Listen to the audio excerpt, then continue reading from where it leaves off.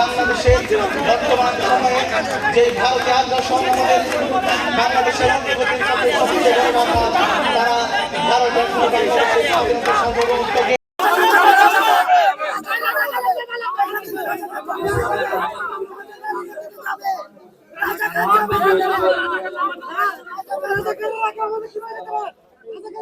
নানান গ্রুপ বিভিন্নভাবে ষড়যন্ত্র করে যাচ্ছে।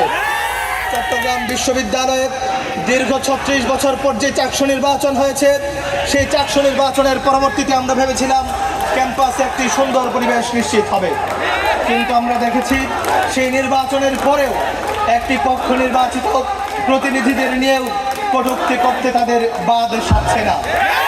আমরা বিজয় দিবসের এই